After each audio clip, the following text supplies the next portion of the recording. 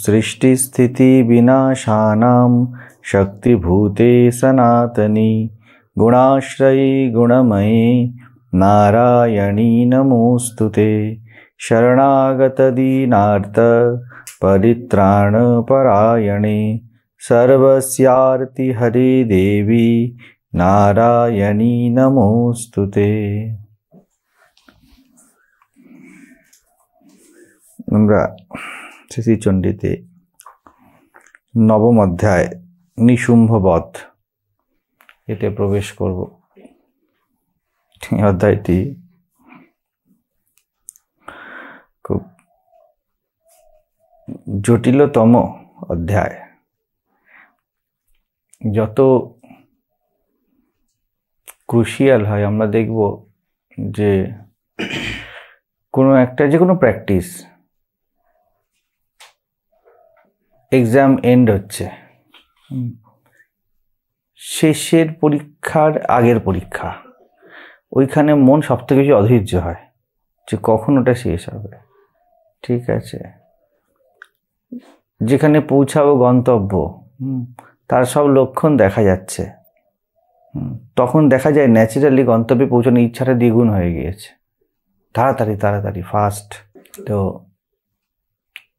সেরকমই এই যে স্থিতিটি আছে, যেখান থেকে নিশুম্ভ বধের সূচনা হয়, বা এই যে পুরো অধ্যায়টা যেই আন্ডারস্ট্যান্ডিংটাকে নিয়ে এগিয়ে যায়, ওটা খুবই মানে কি বলবো, সেলফ লস্টিং একটা বিষয়, মানে নিজেকে হারিয়ে ফেলা বিষয়। আমরা আলোচনা করেছি নিশুম্ভ আর শুম্ভ হলো অহং আর মমতা। তো কতখানি ক্রুশিয়াল হয়ে যাবে যখন সব চলে গিয়ে শুধু আমার ভাবটা দাঁড়িয়ে আছে। এটা ইটসেলফ কত কঠিন ঠাঁই। সব চলে গিয়েছে। অষ্টম অধ্যায়ে আমরা দেখি যে রক্তবীজ বধ, অর্থাৎ রক্তবীজ মানে আমি জীব, এই যে ভাবটি বারবার বিভিন্নভাবে চলে আসতে পারে, এই ভাবটাও চলে গিয়েছে। ভাবটা চলে গিয়েছে মানে প্রকাশ চলে গেছে, রক্ত শূন্য করে দিয়েছেন। অর্থাৎ আমি নিজেকে প্রকাশ করতে পারি, এই ভাবটাই চলে গিয়েছে। তাহলে রইলটা কি? অহং আর মমতা, আমি এবং আমার ভাবটা রয়েছে, প্রকাশের মাধ্যমে চলে গেছে, আর নেই কিছু। মানে শেষ যে তেলের বিন্দু ঘরে, যেটা দিয়ে প্রদীপ জ্বলতে পারতো, সেই তেলের বিন্দু নিঃশেষ, আর কিছু নেই। শুধু একটি প্রদীপ আছে এবং প্রদীপের বুকে একটা সলতে আছে, যেটি যতক্ষণ তেল আছে জ্বলছে, আর দ্বিতীয় তেল দেওয়ার কোনো অপশানই নেই। এবার ভাবো ওই প্রদীপটা হয়ে ওইভাবে থাকাটা কত পেনফুল হতে পারে, যে তুমি নিশ্চিত জানো আমার আর কোনো অপশান নেই বেঁচে থাকার মতো। যেমন কারোকে যদি হাত পা সব কেটে দেওয়া হয়, সে জানে যতক্ষণ পা ছিল, ততক্ষণ ভাবছিল হাত নেই তো কি, পা দিয়ে যাব, পা নেই তো কি, অন্য কোনো মাধ্যম ছিল। এখন তুমি নিশ্চিত যে আর কোনো মাধ্যম নেই। ঠিক আছে, আছে আমি আর আমার। এই অবস্থাতে ব্যক্তি আছে বটে, কিন্তু তার কোনো অপশান নেই যেখান থেকে সে নিজেকে প্রমাণ বা সিদ্ধ করতে পারে। কিন্তু এই নিজের থাকাটাকে নিয়ে সে কি করবে? যায় তো যায় কাহা। তো এইরকম স্থিতি নিশুম্ভ বধ বা নিশুম্ভর দিকে এগিয়ে যাওয়া। আমরা আলোচনা করব। প্রথমে একটি ধ্যান মন্ত্র আছে, সেটিকে আমরা দেখে নিই কি বলছে। ওম বন্ধুক কাঞ্চন নিভং রুচিরাক্ষ মালাং পাশাঙ্কুশৌচ বরদম নিজ বাহু দণ্ডৈঃ বিভ্রাণম ইন্দু সকলাভরণং ত্রিনেত্রম অর্ধাম্বিকেশ মনীষম বপুরাশ্রয়ামি। বপুরাশ্রয়ামি মানে, বপু মানে এটা একটা ফর্ম, একটা মূর্তি। বপু মানে দেহ, তার আমি আশ্রয় নিচ্ছি। বলছে কেমন? বলছে আগে অর্থটা পড়ে নি। অর্ধ অম্বিকা অর্ধ মহেশ্বর, এই মিলিত অর্ধাম্বিকেশ্বর মূর্তিতে বিরাজিতা জগদম্বার শ্রী বিগ্রহকে আমি নিরন্তর আশ্রয় গ্রহণ করি। তার বর্ণ বন্ধুক পুষ্প ও সুবর্ণের মতো রক্তপীত মিশ্রিত। তার 4 হাতে সুন্দর রুদ্রাক্ষ মালা, পাশ, অঙ্কুশ ও বরদ মুদ্রা ধারণ করা রয়েছে। অর্ধচন্দ্র তার আভূষণ এবং তিনি ত্রিনয়না। বুঝে যাচ্ছে কি বলা হচ্ছে? অর্ধ অম্বিকা আর অর্ধ মহেশ্বর। কেন এরকম মূর্তির কথা হঠাৎ করে বলছে? এখানে যখন মহেশ্বর বলছে আর অম্বিকা বলছে, কিন্তু সাথে একটা কথা সুন্দর বলে দিল, এটা অম্বিকারই মূর্তি। এটা এই রকম কার জগদম্বার শ্রী বিগ্রহকে ধ্যান করছি। নির্গুণ সগুণের কথা বলেনি, কিন্তু কি বলে দিল? আমি একটা এমন মনের ধ্যান করছি যেই মনের মধ্যে নির্গুণ সগুণ খেলছে। অর্ধ অম্বিকা অর্ধ মহেশ্বর, পুরুষ স্ত্রী ভাব। এমন মনকে আমি ধ্যান করছি যেই মনের মধ্যে দ্বৈতের দুটো বিন্দুকে দেখা যাচ্ছে। ঠিক, তার মানে দেখছে কে? দেখছে তো এর থেকে আলাদা থাকতে হবে তো, যে দেখছে। অর্থাৎ সেটা দ্রষ্টা তো মনই হয়, মন ছাড়া তো আর কেউ দ্রষ্টা হয় না, দেখবেটাকে। ঠিক আছে, অর্থাৎ মনের স্থিতি এমন হয়ে গেছে যখন নিজের মনে খেলা দ্বৈতকে দেখা যাচ্ছে। ঠিক আছে, এই দ্বৈত কি? আমি আর আমার দাঁড়িয়ে আছে। এই দ্বৈত আত্মার দ্বৈত না, কারণ আত্মার কোনো প্রতিবিম্ব মনে পড়ে না। যখন ব্যক্তি দেখতে পাচ্ছে যে একই মনের দর্পণে, ঠিক আছে, একই বস্তু আমি আর আমার হয়ে বিভক্ত হয়ে গিয়েছে। আমি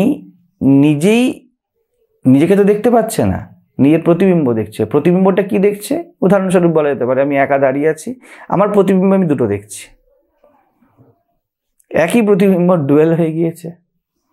তো বলছে আমি এমন স্থিতিকে ধ্যান করছি যেখানে অর্ধ অম্বিকেশ। অম্বিকেশ মানে যিনি অম্বার অধীশ্বর। আর কি বলেছে? অম্বিকা আর অম্বিকেশ।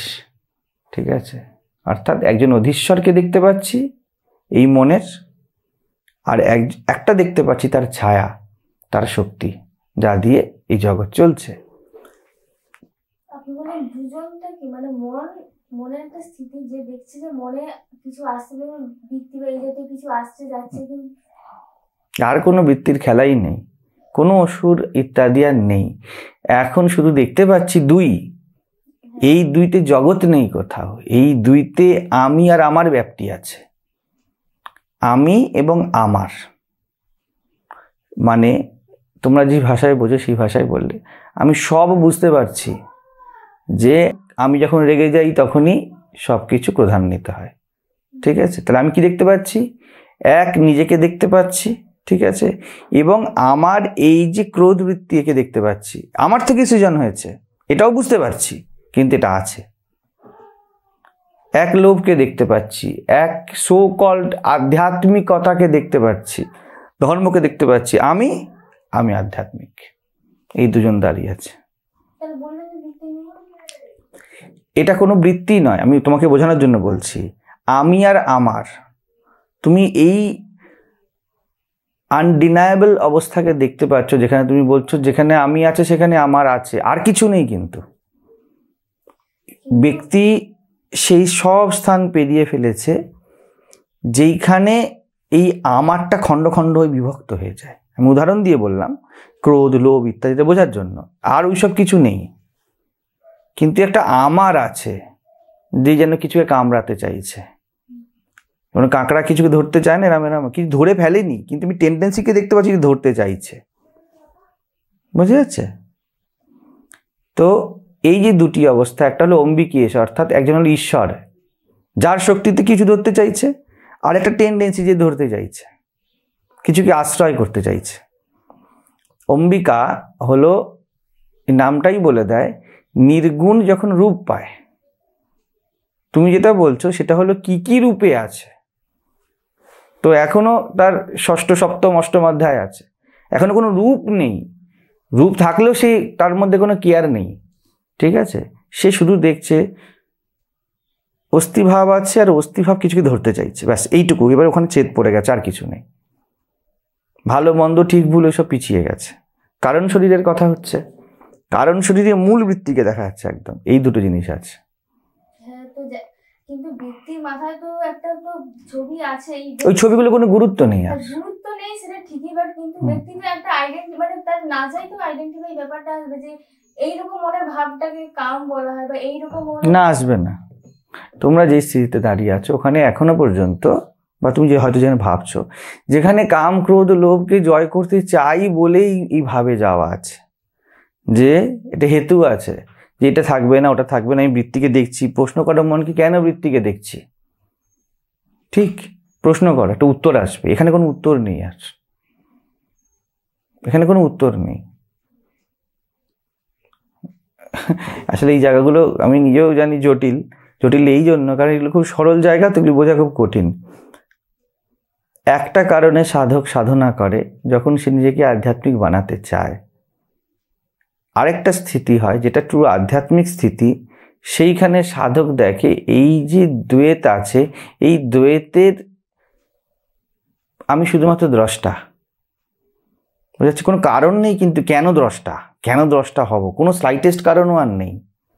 হতে পারে এই ব্যক্তির মধ্যে কোনো বৃত্তি খেলছে, এটা খেলছে, ওই সব বিষয়ে ফোকাস আর নেই। যে এই বৃত্তি খেলছে, কি বৃত্তি দেখি, এই বৃত্তিটা এলো কেন এলো, এইসব নেই আর। ওইসব থেকে সে এগিয়ে গিয়েছে এখন। তো কি দেখছি, অম্বিকেশ আর অম্বিকা, এই দুটো মাত্র মনে আছে, আর কিছু নেই। এক আছে আত্মা বা ব্রহ্ম, এক আছে ব্রহ্মশক্তি, এক আছে আমি, এক আছে আমার। এছাড়া আমি কিছু দেখতেই পাচ্ছি না। এটাই আমার জীবনে ইস্যু, এটা নিয়েই ঘাঁটা। তাকে যদি গিয়ে বলো যে হ্যাঁ ঠিক ঠিক ঠিক, বোঝো হয়তো এখানে এই বিন্দুতে ধরে যেতে পারে, আমি উদাহরণটা দিতে চলেছি, কাজে লেগে যায়। ঠিক বলেছো, এই স্থিতিতে আসলে সব কাম ক্রোধ লোভ শান্ত হয়ে যায়। সে বলে রাখো তোমার কাম ক্রোধ লোভ, কী সব বলছো, it is not issue for him, আর ইস্যুই নেই কোনো। এইরকম অবস্থা হয়, একেই তো প্রেম বলে। প্রেম বলে, আচ্ছা ঠিক আছে, ঠিক আছে, কেন তুমি? সে সাধনা স্তরেই আছে, কিন্তু তার কাছে বাকি সব ফেড হয়ে গেছে। কাকে প্রেম বলে, কাকে জ্ঞান বলে, কাকে অজ্ঞান বলে, আর কিছু নেই তার কাছে। তার কাছে শুধু আছে এইটুকুই আমি দেখতে পাচ্ছি, পুরো জগৎকে আর নিজেকে এইটুকুতেই আমি দেখতে পাচ্ছি। এর বাইরে আর কিছু নেই। এটার উপরেই কথা হবে পুরো। তো বলছে কি, এই যে স্থিতিটা কেমন, বলছে একদিকটা বলছে লাল, একদিকটা বলছে পীতবর্ণ, একটি জ্ঞানময়, একটা কর্মময়। ঠিক আছে, এই দুটো স্থিতিকে দেখতে পাচ্ছে। তার চার হাতে এই যে রুদ্রাক্ষ পাশ, এই নিয়ে আমরা বহু আলোচনা করেছি। পাশ দুটো কাজেই লাগে। পাশ একদিক থেকে তোমার বদ্ধ বা বাঁধার প্রতীক, আর দিক থেকে পাশ তোমার মনকে বাঁধারও প্রতীক, যে স্থির হও, স্থিত হও। যখন কোনো জিনিসকে বেঁধে রাখা হয়, গরুকে, সেটাও একটা বেঁধে রাখা। আর যখন শিবলিঙ্গকে ফিক্স করে দেওয়া হয়, সেটাও একরকম বেঁধে রাখা। কিন্তু শিবলিঙ্গ স্থিরতাকে আমরা বন্ধন স্থিতি বলি না, আমরা স্থানুবৎ, একদম চিত্রার্পিতের বৎ বসে থাকা বলি। একটা মন থাকে, যেই মনটা বিভিন্ন বিষয় আটকে আছে। আরেকটা স্থিতি আছে ধ্যানীর, তার শরীর পুরো জমির সাথে আটকে আছে। বুঝে যাচ্ছে? তো পাশ যখন দেবীর হাতে থাকে বা এমন মনের হাতে থাকে, সেই মন বলবে মন, তার মধ্যে তুমি আমরা যাকে প্রেম বলি সেটা ঘটে গেছে। সেই মন বলবে যে তুমি প্রেম পাশে বদ্ধ। বল কেন? শ্রীরামকৃষ্ণকে জিজ্ঞেস করে, কেন তুমি এটা কর, মানে এই আধ্যাত্মিক পথ, এই ধর্মের পথ, এই সব আমাদের পারে না, কেউ গিয়েছে লাইন, এই লাইনে কেন? শ্রীরামকৃষ্ণ একরকম বাঁধা, উনি চাইলেও একে ডিলিট করতে পারবেন না, ওটা এক প্রকার পাশ বাঁধা। উনি ওই স্তরের থেকে নামতে পারবেন না। উনি বলতে পারবেন না আমি তোমাকে কাল থেকে বিদ্বেষ করব। এটা একরকম স্ট্যাগনেশন। যখন দেবীর হাতে থাকে তখন প্রেম পাশ, প্রেমভাবে, যেমন গোপীদের কাছে শ্রীকৃষ্ণবদ্ধ ছিলেন, ওটাও একরকম বন্ধন। কি করে ছাড়ি? এমনও বলতে পারো, আমার আমিকে ছাড়া কি করে থাকবে, এটা চিরবন্ধন, এ কখনো ছেড়ে যেতে পারবে না। তো এই যে পাশ আর রুদ্রাক্ষ, হ্যাঁ, রুদ্রাক্ষ মানে মালা, আমরা আলোচনা করেছি মালা যে নিরন্তর হাতে ঘুরছে, এর অর্থ হলো একই বারবার ফিরে ফিরে আসছে, একই বস্তু জানি কিন্তু বারবার আসছে, এটাই পৃথিবীর সাইকেল। এই বোধ মায়ের হাতে ঘুরছে, এটারই অন্য ভাষাতে সুদর্শন চক্র, একই চক্র বারবার। তো আর অঙ্কুশ মানেও আমরা জানি কোনো জায়গাতে ফিক্স করা, পাশ অঙ্কুশ, এই জন্য দেখবে বেশিরভাগ দেবতা পাশ অঙ্কুশ খুব কাছাকাছি, মানে সাথে সাথে থাকে। গণেশের হাতে দেখবে যে এক হাতে পাশ এক হাতে অঙ্কুশ দিয়ে দেওয়া হয়। যে মনকে বেঁধেছে সেই মনকে সংযত করেছে। এবার এই বাঁধাটা জগতেও লোকে মনকে বেঁধেছে, সে সংযত করেনি। সেই জন্য অসুরদের হাতে অঙ্কুশ অস্ত্র কম দেখা গিয়েছে, তাদের অঙ্কুশ নেই কোনো কিছুতে, অর্থাৎ ন্যাচারাল যে হারমোনি সেটা নেই। আর বরদ মুদ্রা, এটা তো জানি সবসময় কি বলা হবে, এখন যেই অধ্যায় চলছে এর থেকে বড় বর কিছু হতেই পারে না। যে জায়গাটা সামনে চলে এসেছে, ব্যক্তি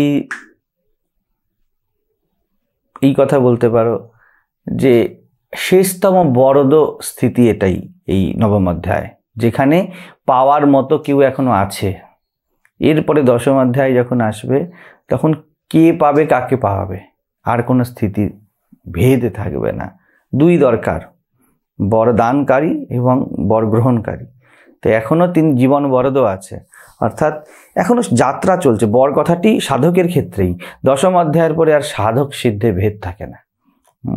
সেই জন্য এখানে বরদ মুদ্রা বলে দিচ্ছে, এবং অর্ধচন্দ্র তার আভূষণ। সমাহিত মনের কথা বলছে, তিনি ত্রিনয়না। এটা শক্তির সকল সময় ভাব আছে, তিন গুণ নিয়েই কথা হবে, এর বাইরে শব্দ মানেই কোনো গুণের আশ্রয় করে কথা বলতে হবে, কিছু একটা লক্ষ্য আছে, তার সেই গন্তব্য আছে, তার কোনো মাধ্যম আছে। তো তিনি এই ত্রিপুটির ত্রিনয়ন সবসময় নিয়ে বসে আছেন। কিন্তু মনের স্থিতিটা কেমন? এই সব কিছু আছে, কারণ মন তো আলটিমেটলি তো মন, আলটিমেটলি তো দেবী শক্তি। কথা হচ্ছে, কারণ কথা মনকে নিয়েই হতে পারে, আত্মাকে নিয়ে কি কথা বলবে? মনের ইনস্ট্রুমেন্টই বলা হবে। কাল কথা হচ্ছিল, তাহলে এই মন কেন, ইত্যাদি কেন? তখন আমি তাকে বললাম যে তুমি নিজেকে দেখার জন্য একটা যন্ত্র বানিয়েছ। তাহলে নিজেকে দেখার জন্য যন্ত্র বানানো হয়েছে, তার নাম মন। তাহলে মনের পারপাস কি? দেখা। ঠিক আছে, তাহলে যন্ত্রটার ফিচার কি? দেখা। এই জন্যই পারপাস। কিন্তু তুমি কি পারপাসে বানিয়েছো? আমি নিজেকে দেখব। কিন্তু বানাতে কি কোন যন্ত্র বানিয়েছো? যার ফিচার দেখতে পায় এবং সে চারিদিকে দেখে। নাহলে তুমি নিজেকেও দেখতে পাবে না। তোমার দেখার যন্ত্র চাই। এবার তুমি দেখার যন্ত্র বানিয়ে তো বলতে পারো না যে শুধু আমাকে দেখো। দেখার যন্ত্র তো দেখে, সে চারিদিকে দেখে, তাকেই মন ছড়িয়ে যাওয়া বলা হয়েছে। সেই বামা ক্যাপা তার মশাইতে একটা বড় গর্ত করেছে, হ্যাঁ, সেরম ব্যাপার। বলছে এই গর্তটাতে কুকুর আসার জন্য, মশা কেন আসবে? তো সেরম ব্যাপার যে মন তো আমাকে দেখবে, তুমি জগৎ কেন দেখো? তো এই যে ত্রিপুটি আছে, এই ত্রিপুটি হলো কি? ফিচার মনের। ত্রিনয়ন, তিন, এটা মনের ফিচার। এটা কেন নির্মাণ করেছো? একটাই উত্তর হতে পারে, তুমি যে আছো, এই মন না থাকলে তুমি তোমাকেও দেখতে পারবে না, তুমি তোমাকেও অনুভব করতে পারবে না। চৈতন্য কনসিয়াসনেস জানে না যে সে আছে। যদি নিজেকে জানার ইচ্ছা হয়, মনের যন্ত্র লাগবে, শক্তি লাগবে। আর যখনই শক্তি লাগবে, শক্তির টেন্ডেন্সি হলো জানতে যখন পারি কেন কোটি কোটি জিনিস না জানি। বুঝে যাচ্ছে? সেন্সার লাগানো একটা যন্ত্র বানিয়েছে নিজেকে সেন্স করার জন্য, কিন্তু সামান্য সেন্সই সে সেন্সার পিক পিক করে বেজে ওঠে। বলে তোমাকে বললো আমাকে সেন্স করার জন্য, ভাই তোমাকে সেন্সার বানিয়েছো, তোমাকে সেন্স করা সেন্সার বলে কিছু হয় না। কিন্তু বানিয়েছিল তো ওই, হ্যাঁ, ব্যাপারটা বোঝো না। তুমি তো দরজা বানিয়েছো না, তুমি একজন ঢোকারই দরজা স্পেসিফিক বানাতে পারো না। তো তুমি দরজাই মাত্র বানাতে পারো, ঢুকে যে কেউ যেতে পারে। তখনই তো সাবধান কে ঢুকবে না মনের দরজায়। মনটাই এমন। এবার যদি বলো ভগবান এমন বোকামি কেন করলেন, তাহলে ওনাকে জিজ্ঞেস করতে হবে।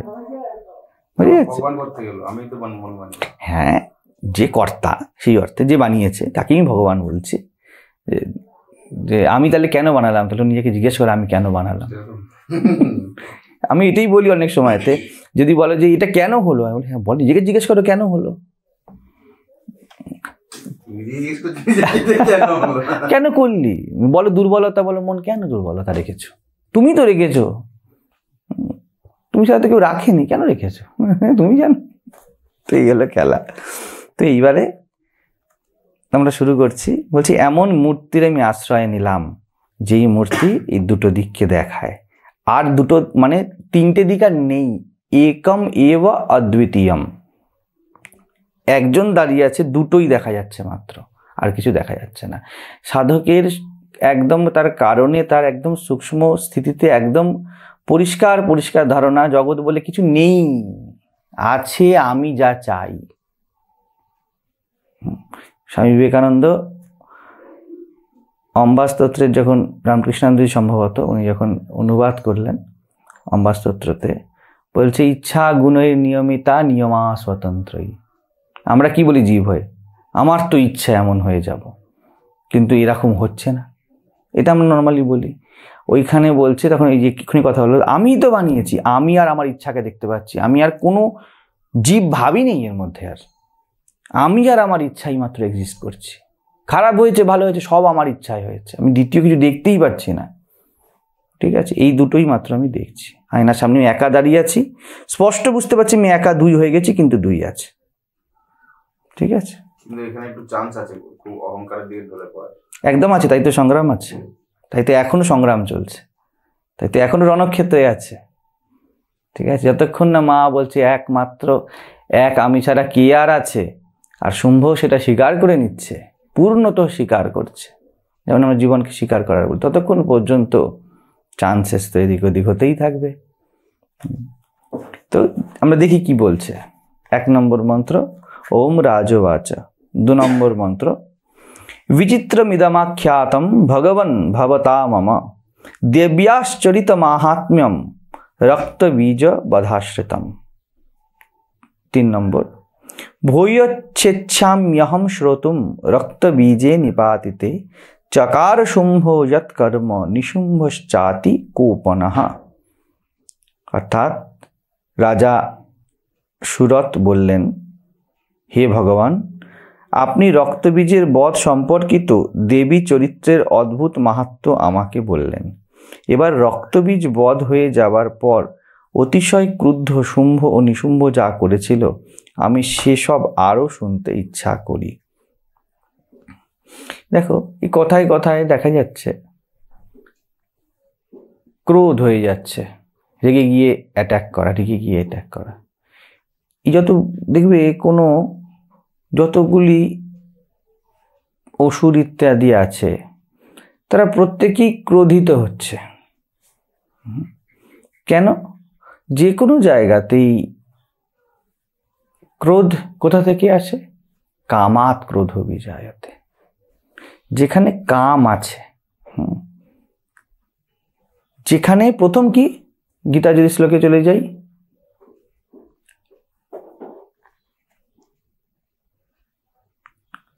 যে কোনো জায়গার আসক্তি থেকে কামের জন্ম হয়। কোন একটা বিষয়কে বিশেষ বানালেই কামনার উৎপন্ন হয়। কামনা কিন্তু যে কামনা আমরা ফেস করি, ওই কামনার কোনো উৎপত্তি নেই, ও অনাদি শাশ্বত।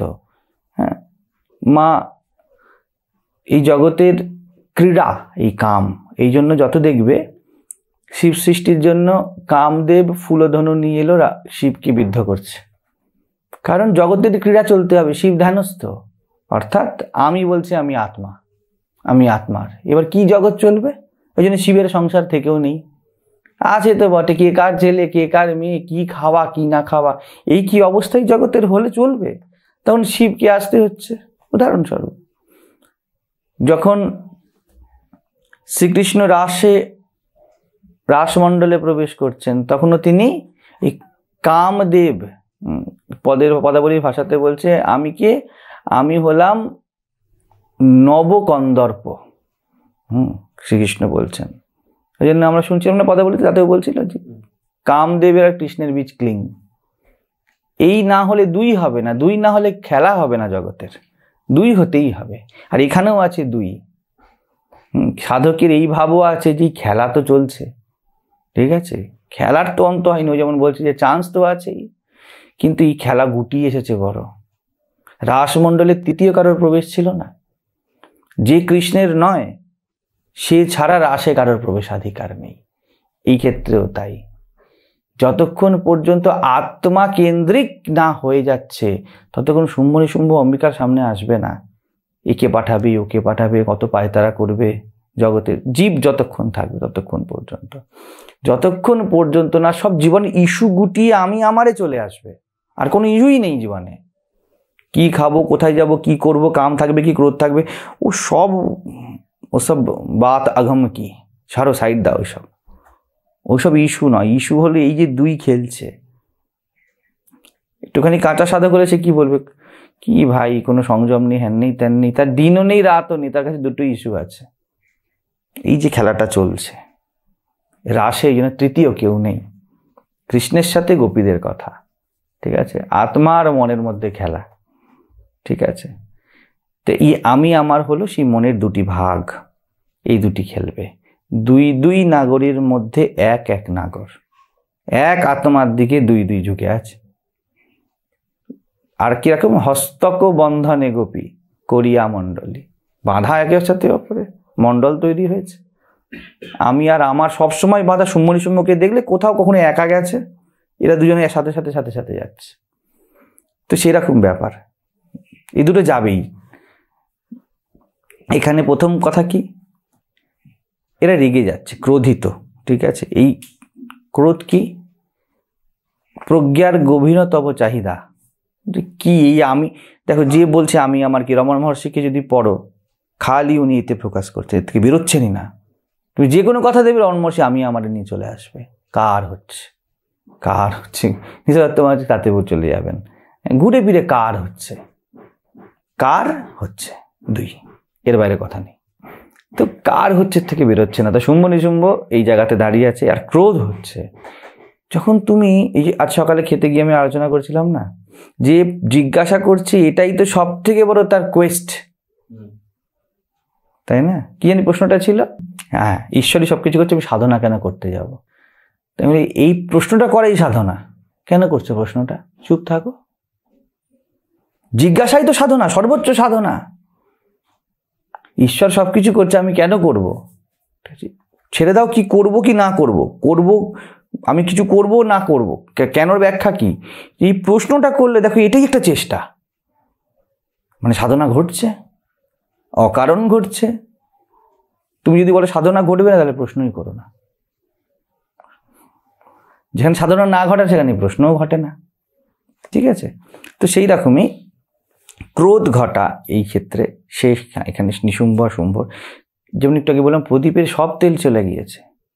জীব ভাব, আমি জীব, মাথায় রাখো, এইটা আর নেই, এই অভিমান আর নেই।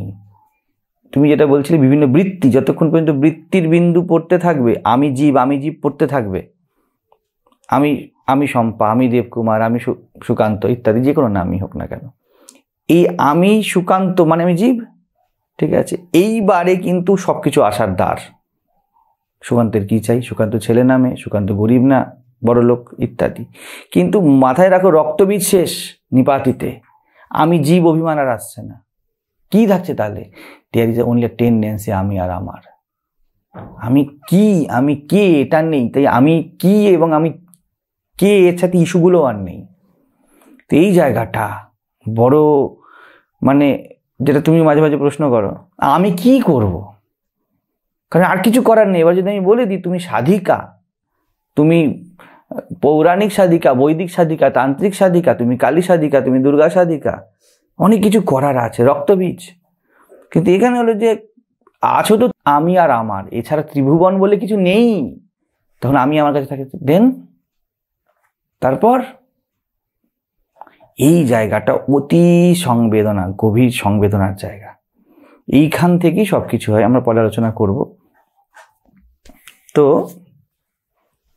দেখছো এই মশাগুলো দেখছিস বেরোতেও পারছে না, আর সাথে অল আউটও জ্বলছে। তো এর যে ছটফটানি, এরম অবস্থা, বলে জায়গা ছেড়ে দিয়ে বেরিয়ে যাই অন্তত, আমরা বেরোতেও পারছি না, থাকতেও পারছি না। রাধারও সেই অবস্থা। বলছে বাঁশি বাজছে, বলছে যে বলছে কিরকম, বলে মিছরির ছুরিকা যেন। বলছে কেমন লাগছে, বলে মিষ্টি। আর বলছে কি চাচ্ছিস, বলে নিজের রক্ত। বলে পেলে দে, বলে না খুব মিষ্টি।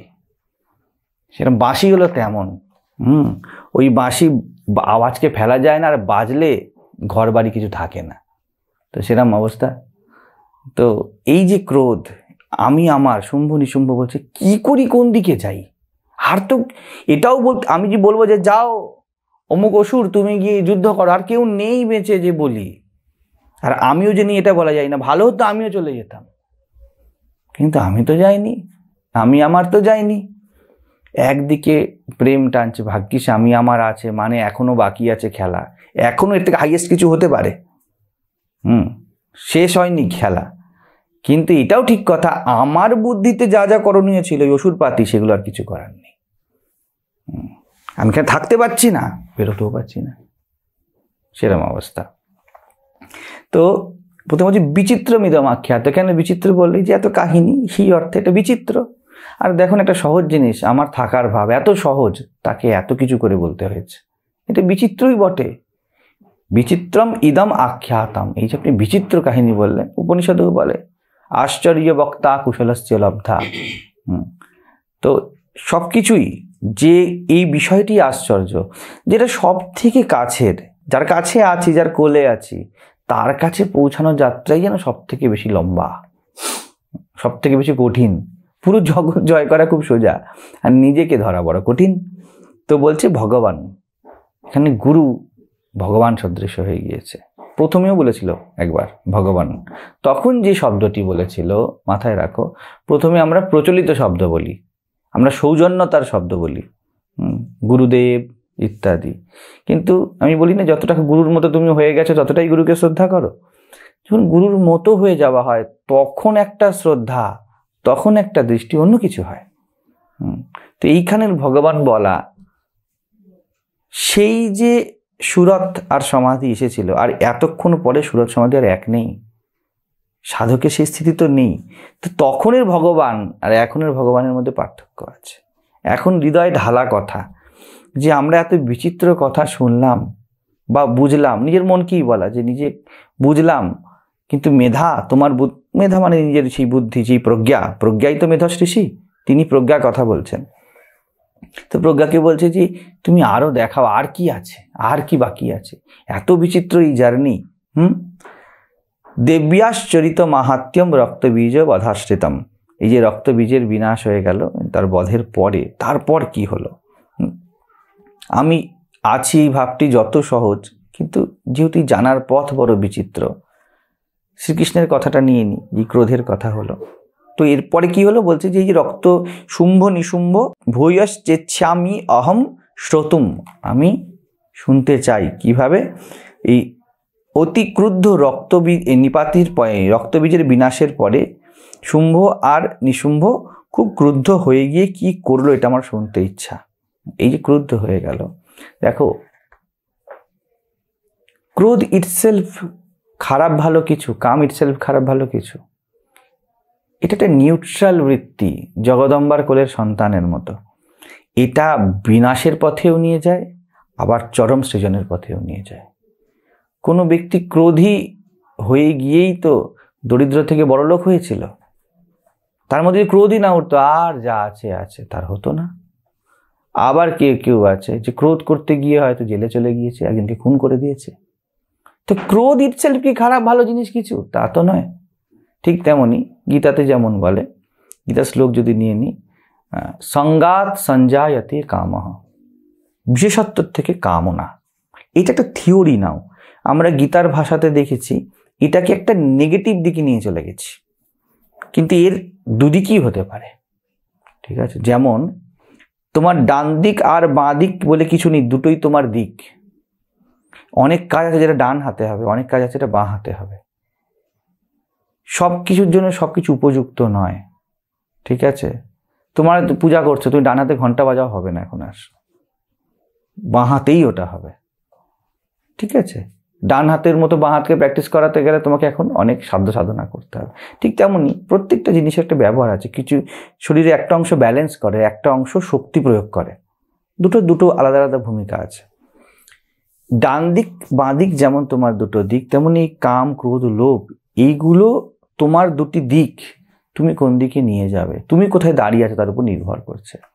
তো সংঘাত থেকে কাম, কাম থেকে ক্রোধ, ক্রোধ থেকে ক্রোধাৎ ভবতি সম্মোহ, মোহিত হয়ে যাওয়া।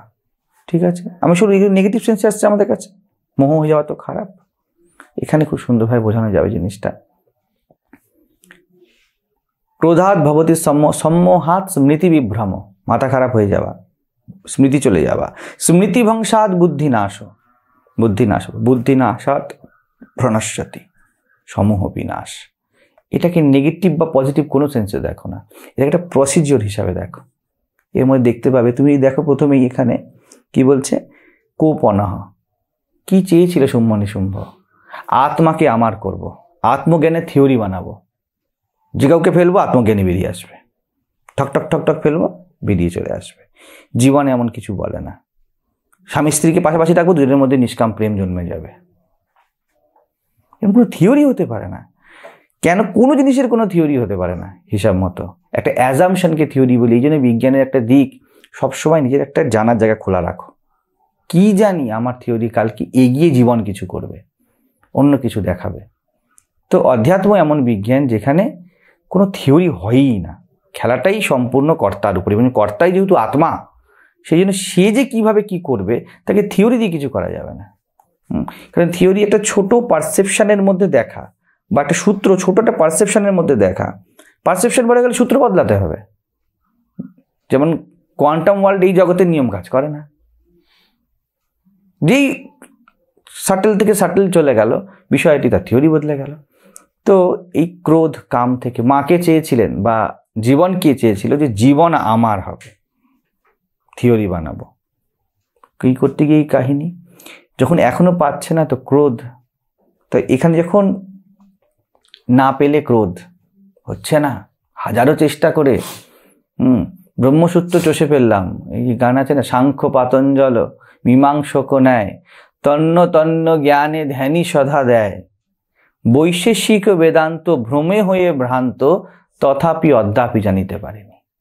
কতটা ক্রোধ হবে বলতো, এমনি বসে বসে ক্রোধ, আর এত কিছু চষে আসার পরে ক্রোধ, রাতের পর রাত আলোচনার পরেও হাজার চেষ্টা করো, একে কেউ ছুতে পারবে না।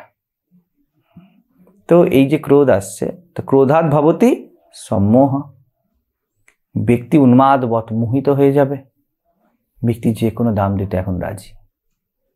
মোহতেই তো এটা হয় না, একটা ব্যক্তি গিয়ে খুন করে, রেপ করে, কোনো রকম ক্রাইম করে মোহতে, আবার একটা ব্যক্তি মোহতে জীবনে সর্বোচ্চের জন্য সব দাম দিতেও রাজি হয়ে যায়, ওটাও মোহ।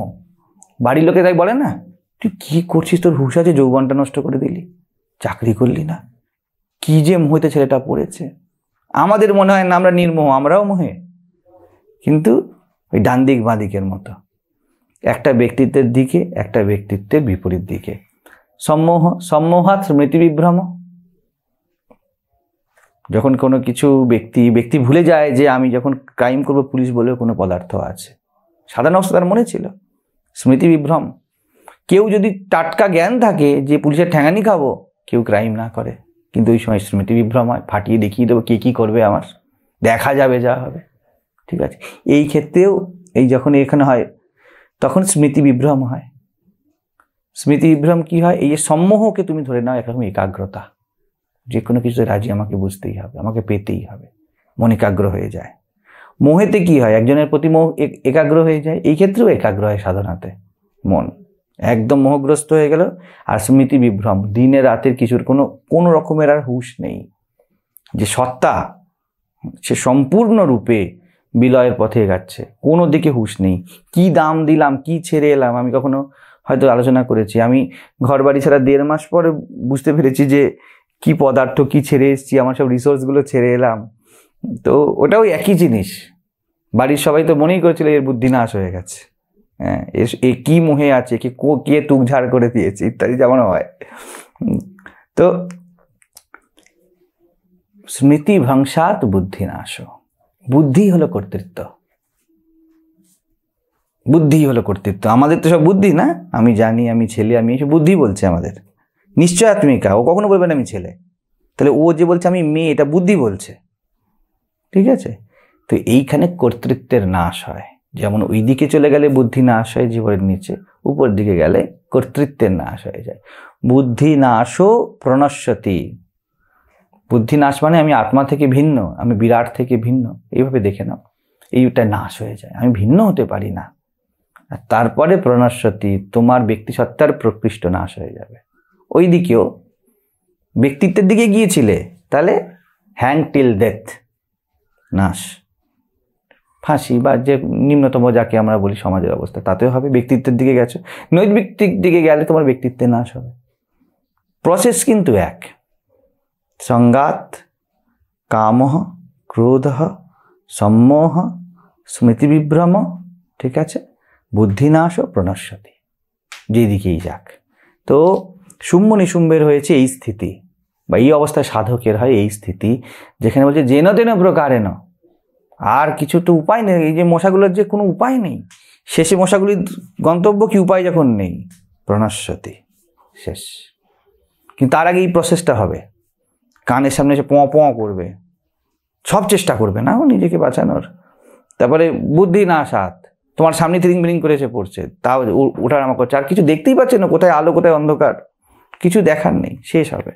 শেষে গিয়ে তো এই স্থিতিতে শুম্ভ বা মনের দাঁড়িয়ে আছে, আর কিছু করার নেই, সব শেষ, আমার ব্যাপ্তি আর সম্ভব নয়। এরম ক্ষেত্রে শ্রীরামকৃষ্ণ বলে এটাকে বিশুদ্ধ চক্র তুমি বলতে পারো, বিশুদ্ধ চক্র অবস্থান। আর মনটা নামবে না, এই ব্যক্তি আর নিজের কাম, ক্রোধ, সোকল লোভ, নিজের সঞ্চয়, নিজের ব্যক্তিত্ব, এই নিয়ে এরা মাথা ব্যথা হবে না। এই নবম অধ্যায় আসার পরে ওর একটাই জায়গায় থাকবে, নাই তোমরা হোগে নাই হাম, যে কোনো একটা, নাই আত্মা আমার হবে, অর্থাৎ জগতে একটা প্রতিষ্ঠিত হবে যে আত্মা ব্যক্তিত্বই। মুসলিনি যেটা করেছে, হিটলার যেটা করেছে, এইটা প্রতিষ্ঠিত হবে, ঠিক আছে? আর না হলে একটাই হবে, আমি তোমাতে বিলয় হব, ইস্পার উস্পার। এর থেকে আর নিচে যাওয়ার কোনো ব্যাপার নেই, বুঝে যাচ্ছে? আছে এই দুইজন, নাই দুর্গা তুমি থাকবে বা অম্বিকা তুমি থাকবে, নাই আমি আমার থাকবে। বুঝতে পারছেন কেন দুই বলছিলাম? এই যে আমার বৃত্তি, আমার বুদ্ধি, এটা ওগুলো গৌণ হয়ে গিয়েছে, ওসব রাখো রে ভাই তুমি। যেটা আমরা বললাম শেষ কনক্লুড, এটা কি বুঝতে হবে, কোনো কোনো প্রশ্ন উত্তর নিয়ে আসে, ঠিক? আত্মা কি, উত্তর আছে তো? ভগবান কি, মন কি, ষড়রিপু কি? কোনো কোনো প্রশ্ন আছে যে প্রশ্নকারীকেই শেষ করে দেয়। কোনো কোনো প্রশ্নকে শেষ করে উত্তর আনে। কোনো কোনো প্রশ্ন ঘুরে বলে প্রশ্নকারীকে। এটা হলো আত্মঘাত, সুইসাইডাল মুভমেন্ট, সুইসাইডাল মোড যেটা হয় আমাদের, একজন নাই অন্যকে মারে, নাই নিজেকে মারে। তো এই প্রশ্ন এসে দাঁড়িয়েছে শুম্ভর কাছে, দেখা যাক এবারে ইস্পার উস্পার, আর তো কিছু করারও নেই, দেওয়ালে পিঠ থেকে গেছে।